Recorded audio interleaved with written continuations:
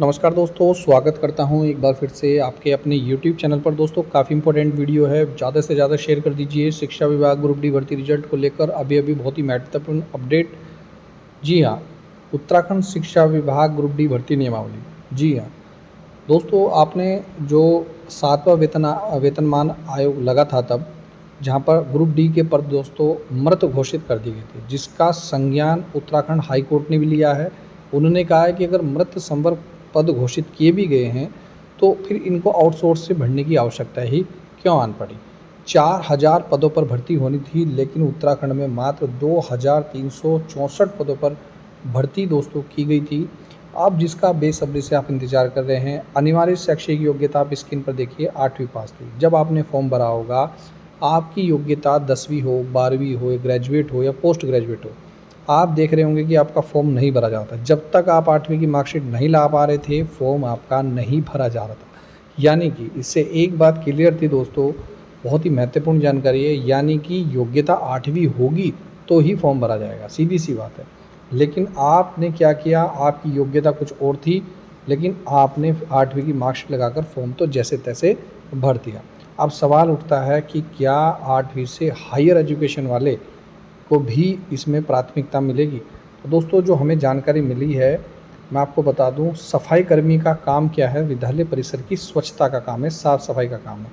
तो बहुत से लोग ऐसे होंगे जो ग्रेजुएट होंगे, पोस्ट ग्रेजुएट होंगे, या आप कह लें कि अच्छी एजुकेशन होगी, 12th क्लास समतुल्य भी होंगे। जब इस क्लास के समतुल्य होंगे दोस्तों, तो क्या मैं आपसे ही पूछना चाहूँगा, क्या आप सफाई कर्मी, क्या झाड़ू पोछे का काम आप कॉलेज स्कूल परिसर में कर पाएंगे?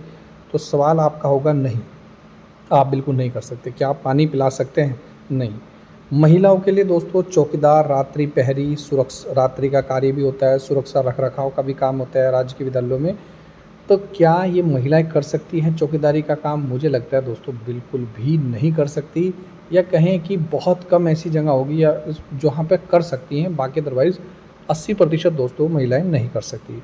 पुरुषों की भी बात करूँ जिन्होंने हायर एजुकेशन ले रखी है, तो मुझे नहीं लगता दोस्तों वो चौकीदारी का काम करेंगे। एकमात्र यही कारण है दोस्तों कि केवल उन लोगों को कहीं न कहीं प्राथमिकता दी जाएगी जो लोग सच में इस भर्ती के लायक भी हैं, वो उनको नीड भी है और उनकी योग्यता भी हायर एजुकेशन नहीं है। परिचालक, अटेंडेंट, हेल्पर का जो है कार्यालय और लैब सहायक के रूप में शिक्षा विभाग कार्यालयों में ज़्यादा ही निकले हैं। स्कूलों में ये पद कम हैं, इनकी पदों की संख्या, लेकिन जो कार्यालय हैं शिक्षा विभाग के, वहाँ पर ये पद ज़्यादा हैं। तो हो सकता है दोस्तों इसमें ज़्यादा कंपटीशन आपको देखने को मिले। सबसे पहले तो मैं बता दूं, भर्ती और चयन के कड़े वरीयता मानक। देखिए दोस्तों, ये जो हम आपको स्क्रीन पर दिखा रहे हैं, कहीं भी ऐसी ऑफिशियल जानकारी नहीं है। आप कहेंगे फिर आप ऐसा क्यों दिखा रहे हैं? तो दोस्तों मैं आपको बता दूं, हाल ही में ही उत्तराखंड के शिक्षा मंत्री डॉक्टर धन सिंह रावत जी ने, अखबार की आपके पास कटिंग भी होगी, उन्होंने बोला था कि प्रथम प्राथमिकता उसको दी जाएगी जो स्थानीय निवासी होगा और जिन्होंने ज़मीन दान की होगी। जिन परिवारों या पूर्वजों ने संबंध राज्य के विद्यालय को ज़मीन दान दी हो, डोनेट की हो, तो उनको प्राथमिकता के स्तर पर रखा जाएगा। वहीं दोस्तों प्राथमिकता उसको भी मिलेगी जिसने ज़मीनदाता श्रेणी का कोई उम्मीदवार उपलब्ध नहीं होता, तो ग्राम पंचायत, वार्ड या न्याय पंचायत के मूल स्थायी निवासी उम्मीदवार को भी प्राथमिकता दी जाएगी। दोस्तों जब आप फॉर्म भर रहे थे प्रयाग पोर्टल पे, आपने आप देखा भी होगा कि इसमें दोस्तों आरक्षण का भी मेन था, यानी कि अगर आप SC ST OBC जो भी थे और आपने आरक्षण जो भी लगाया है, तो उसके आधार पर भी इसमें आरक्षण वाइज क्या होंगी, सिलेक्शन होगा। तो 2364 पदों पर भर्ती है। अब आइए बात करते हैं दोस्तों रिजल्ट की। अब मैं आपको ऑफिशियल वेबसाइट पर लेकर चल रहा हूँ और दिखाना चाहूँगा दोस्तों आप किस तरीके से आपका रिजल्ट चेक कर सकते हैं, कहाँ पर ये शो होगा, तमाम जानकारी। देखिए दोस्तों ये ऑफिशियल वेबसाइट है, यहाँ पर 3 डॉट आपको दिखाई दे रहे होंगे। लेटेस्ट अपडेट पे जाइएगा। जैसे आप लेटेस्ट अपडेट पे जाएंगे तो यहाँ पर आपको बहुत सारे रिजल्ट देखने को मिलेंगे। यहीं पर ही आपका शिक्षा विभाग ग्रुप डी भर्ती का रिजल्ट भी आपको देखने को मिलेगा।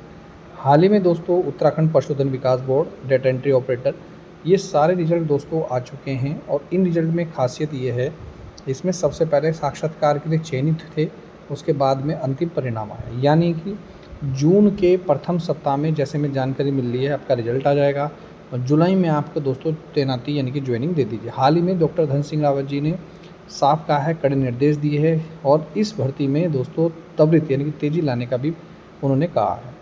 यहाँ पर आप सारे रिजल्ट देख सकते हैं जो भी है, लेकिन कहीं भी दोस्तों अभी शिक्षा विभाग ग्रुप डी भर्ती का रिजल्ट नहीं आया। यानी कि सीधी सी बात है कि अभी आपको थोड़ा सा और इंतज़ार करना पड़ सकता है। और बच्चों का एक दिमाग में ये भी भ्रांति थी, सर हमने तो शिक्षा विभाग का रिजल्ट फॉर्म भरा है, तो क्या हम और भी फॉर्म भर सकते हैं? बिल्कुल दोस्तों, आप इस वेबसाइट पर अपना रजिस्ट्रेशन करा लें, और अगर किसी ने नहीं कराया तो हमारा फ़ोन नंबर हमारी टीम का ले लीजिए, डिस्क्रिप्शन बॉक्स में है, या मैसेज कर दीजिएगा, आपको मिल जाएगा। आप रजिस्ट्रेशन ज़रूर कर लें। यहाँ पर कुछ और वैकेंसीज़ निकली हुई हैं, आप इस वैकेंसीज़ को भी फॉर्म अप्लाई ज़रूर करें। सबसे महत्वपूर्ण दोस्तों बात ये है, बहुत इम्पोर्टेंट, जिसके लिए मैंने ये वीडियो बनाई है। देखिए दोस्तों, अगर कोई हायर एजुकेशन क्वालिफ़िकेशन वाला होगा तो भाई सीधी सी बात है, सफाई कर्मी का काम वो नहीं करेगा। तो कहीं ना कहीं उन लोगों को मौका मिलना चाहिए जो इसके पात्र हैं, जो सच में इस नौकरी करना चाहते हैं, जिनको आवश्यकता भी है। तो कहीं ना कहीं दोस्तों शॉर्ट लिस्ट वो कुछ इस तरीके से ही करेंगे। तो कहीं ना कहीं हायर एजुकेशन वाले दोस्तों इसमें बाहर हो सकते हैं। मैं फिर बोल रहा हूँ, अभी हमारे पास कोई ऐसी ऑफिशियली जानकारी नहीं है, पर फिर भी दोस्तों जो हमें फीडबैक मिल रहा है वो यही है। बाकी आप लोगों को अगर कोई अन्य जानकारी है कमेंट करके बता सकते हैं। तो ये है महत्वपूर्ण जानकारी। मिलता हूँ नेक्स्ट वीडियो में। वीडियो देखने दोस्तों धन्यवाद। जय हिंद, जय उत्तराखंड।